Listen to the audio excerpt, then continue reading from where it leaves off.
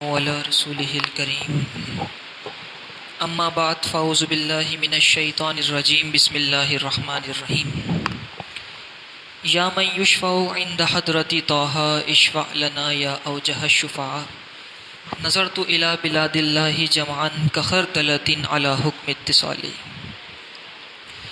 حضرت یونس علیہ السلام کے بارے میں ہم سنتے ہیں کہ یونس علیہ السلام کو مچھلی نے نگل لیا تھا، مچھلی کے پیٹ میں آپ چلے گئے تھے۔ یونس علیہ السلام کیسے گئے تھے اور واپس کیسے تشریف لائے، پیٹ سے باہر کیسے آئے، مچھلی کے پیٹ میں کیا کرتے رہے، قرآن نے بڑی تفصیل سے اس چیز کو ذکر فرمایا ہے۔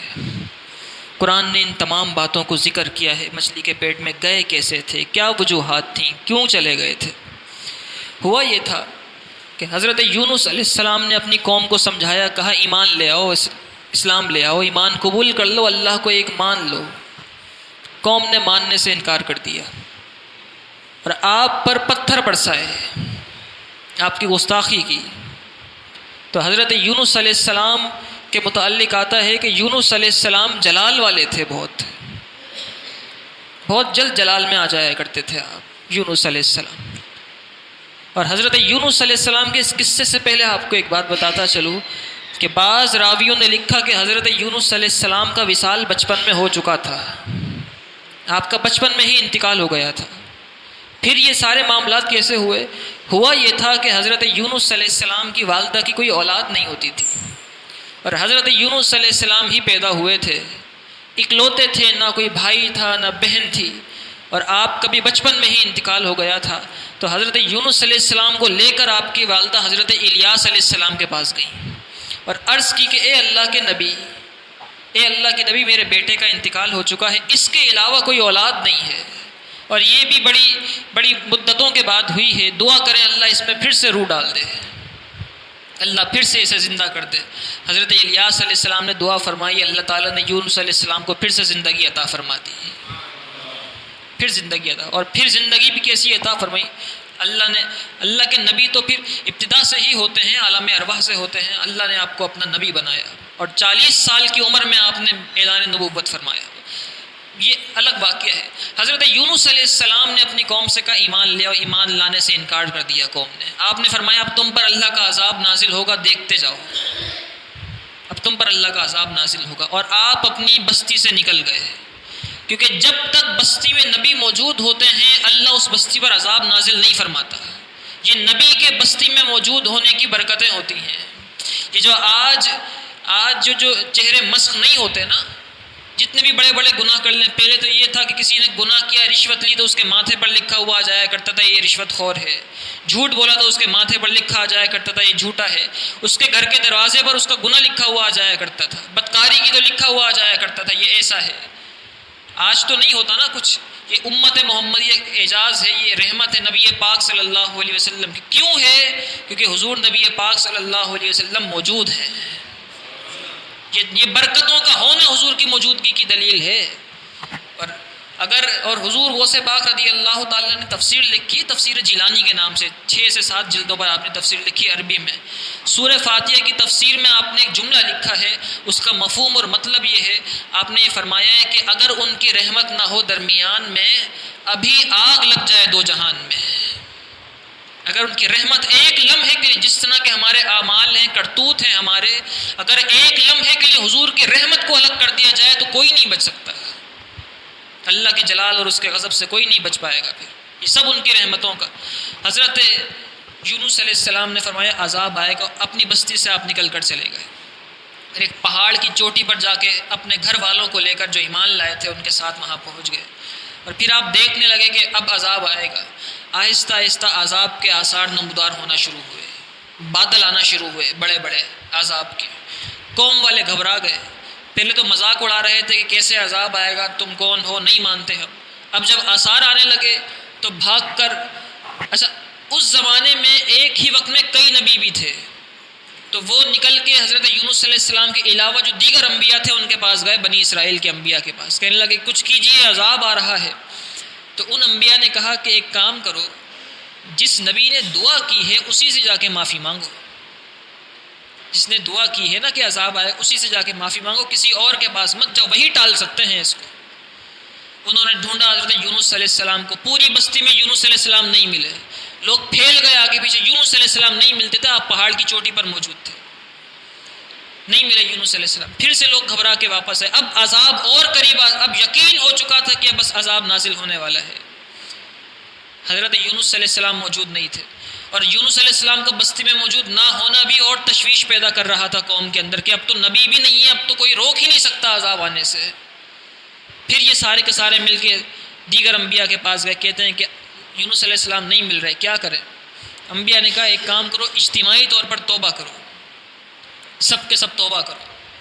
تو جتنے تھے، یہ جو بستی تھی، اس بستی کا نام تھا نینوا، اس بستی نینوا کے جتنے لوگ تھے ان سب نے پھٹے پرانے کپڑے پہنے، اور بعض نے لکھا ٹاٹ کا لباس پہنا، سب نے جتنے اچھے اچھے لباس تھے کر و فر والے سب نے اپنے اپنے اتار دیے، ٹاٹ کا لباس پہنا، اور سب کے سب روتے پیٹتے اپنے جانوروں کو، مویشیوں کو لے کر ایک میدانوں کی طرف نکل چلے، اور اپنے راستے میں کانٹے بچھا دیے، اور اپنے سروں پر مٹیاں ڈالی، اور پھر رو رو کر اللہ سے دعائیں کی کہ اللہ ہمیں معاف فرما دے، ہم نے تیرے نبی کے ساتھ گستاخی کی تھی، ہمیں معاف کر دے، ہمیں معاف فرما دے، ہم تجھ پر ایمان لے آئیں گے، اپنے نبی کو بھی واپس بھیج دے، اس عذاب کو بھی ہٹا لے۔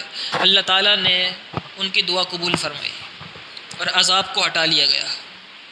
حضرت یونس علیہ السلام دور سے منظر دیکھ رہے تھے پہاڑ سے کہ عذاب کے آثار آئے اور پھر عذاب کے آثار چلے گئے۔ اب حضرت یونس علیہ السلام نیچے تشریف لائے تو آپ سے کسی نے کہا کہ اپنی بستی میں جائیے، تو یونس علیہ السلام نے فرمایا میں اگر اپنی بستی میں گیا تو لوگ مجھے جھوٹا سمجھیں گے، لوگ کہیں گے آپ تو عذاب کا کہہ کر گئے تھے، عذاب تو نہیں آیا، میں کیسے اپنی بستی میں جا سکتا ہوں؟ آپ چلے، اور وہی کا انتظار آپ نے نہیں فرمایا، آپ چلے اور بستی کی طرف جانے سے پہلے آپ دریا کی طرف چلے گئے کہ میں بستی کو چھوڑ کے کسی اور علاقے میں چلا جاؤں۔ کشتی موجود تھی دریا کے کنارے، اس کشتی میں صرف ایک ہی شخص کے بیٹھنے کی جگہ تھی، آپ نے اپنی زوجہ کو بٹھایا، کہا تم چلی جاؤ۔ پھر ایک اور کشتی آئی، اس کے اندر بھی ایک ہی شخص کے بیٹھنے کی جگہ تھی، اب 3 افراد خاندان کے موجود تھے، ایک آپ تھے، 2 آپ کے بیٹے تھے۔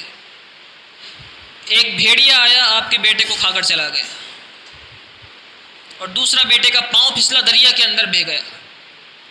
آپ نے فرمایا یہ اللہ کی طرف سے آزمائشیں ہیں۔ ایک کی جگہ بچی تھی اس کشتی کے اندر، آپ نے فرمایا میں اس کشتی پہ سوار ہو جاتا ہوں، شاید یہ میرے لیے ہی جگہ بنی ہے، اللہ یہی چاہتا ہے۔ آپ اس کشتی میں سوار ہوئے، کشتی چلنا شروع ہوئی، چلتی گئی، دریا کے بیچ میں آ کے، سمندر کے بیچ میں آ کے وہ کشتی رک گئی۔ اس زمانے کا یہ دستور تھا، غلاموں کا دور ہوا کرتا تھا، یہ سن 1840 سے پہلے تک غلاموں کا دور تھا دنیا کے اندر۔ خلافت عثمانیہ کے اندر بھی بڑے غلاموں کا دور ہوا کرتا تھا، اس کے بعد پھر آہستہ آہستہ یہ غلامی کا دور ختم ہوا، پھر نسل در نسل غلام ہوا کرتے تھے، خرید لیا کرتے تھے، لوگ کام کرایا کرتے تھے، اور جو جتنا بڑا ہوتا تھا اس کے پاس اتنے ہی غلام ہوا کرتے تھے۔ اس زمانے میں دستور یہ ہوتا، اور پھر غلام بھاگ بھی جاتے تھے جان چھڑا کے، تو اس زمانے میں دستور یہ تھا کہ اگر کسی کا کوئی غلام بھاگ جاتا اور دریا کا سفر کرنے کی کوشش کرتا تو دریا کے اندر جس کشتی میں وہ غلام بیٹھا ہوتا تھا وہ کشتی دریا کے بیچ میں آ کے رک جاتی تھی، چلتی نہیں تھی آگے۔ اس سے یہ معلوم ہو جاتا تھا کہ اس کشتی میں کوئی ایسا غلام سوار ہے جو اپنے آقا سے بھاگ کے آیا ہے۔ حضرت یونس علیہ السلام اس کشتی میں موجود تھے، کشتی بیچ میں آ کے رک گئی۔ کشتی والوں نے مشورہ کیا چل کیوں نہیں رہی؟ حضرت یونس علیہ السلام نے فرمایا اس کشتی میں ایک ایسا غلام سوار ہے جو اپنے آقا سے بھاگ کر آیا ہے، میں آیا ہوں، میں نے وحی کا انتظار نہیں کیا اور میں اپنی قوم سے نکل کر آ چکا ہوں اس کشتی کے اندر۔ یہ آپ کی عاجزی ان کی ساری تھی۔ تو کشتی میں جو لوگ سوار تھے وہ جانتے تھے کہ یہ اللہ کے نبی ہیں، کہنے لگے کہ نہیں آپ تو نہیں ہو سکتے۔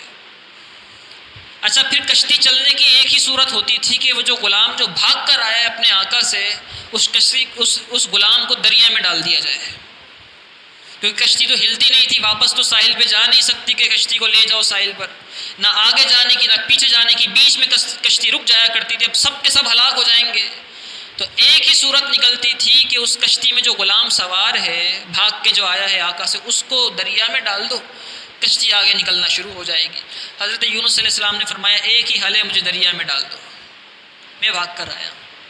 انہوں نے کہا نہیں آپ تو اللہ کے نبی ہیں، آپ سے سچا کوئی نہیں ہے پوری قوم کے اندر، اور آپ کیسے کسی کے غلام ہوئے؟ آپ تو آزاد ہیں، آپ نے فرمایا نہیں مجھے دریا میں ڈال دو۔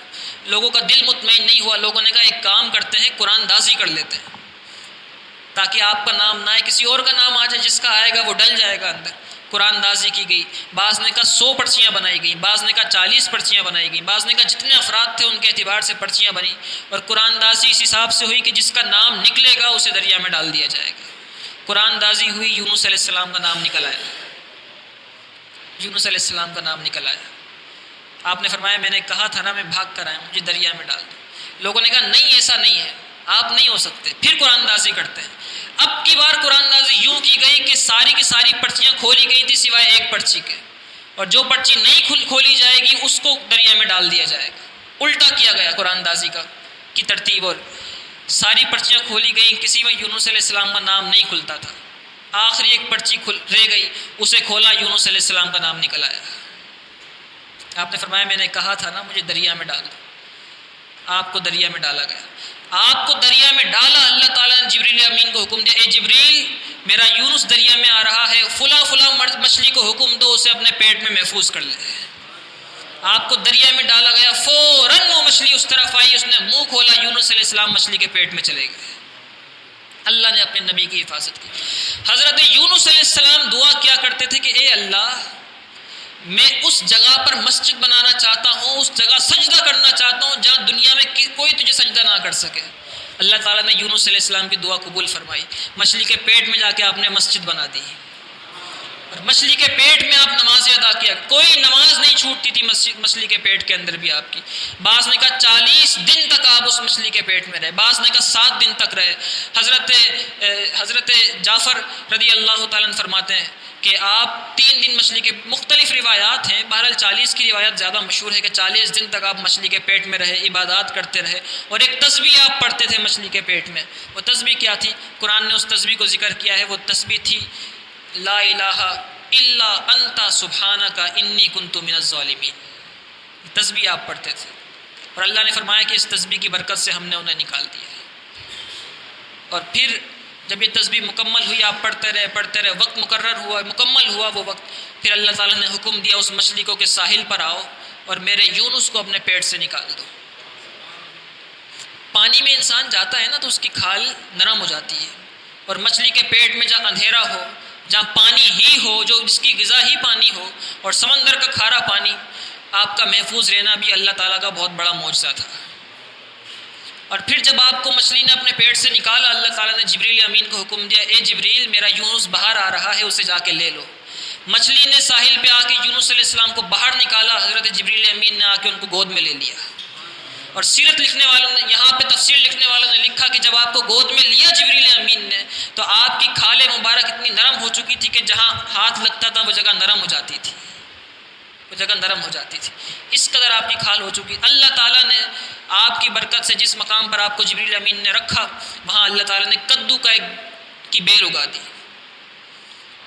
کدو کی بیل، اور اس نے سایہ کیا آپ کے اوپر۔ نبی پاک صلی اللہ علیہ وسلم کو بڑی پسند تھی نا کدو شریف، لوکی شریف، اور وہ اس کی ایک وجہ یہ بھی ہے کدو کی بابرکت ہونے کی اور شفا والی ہونے کی، کیونکہ کدو نے ایک نبی پر سایہ کیا تھا۔ جو درخت نبی پر سایہ کر دے، اللہ اس درخت کے اندر شفا رکھ دیتا ہے، اللہ اس درخت میں شفا رکھ دیتا ہے۔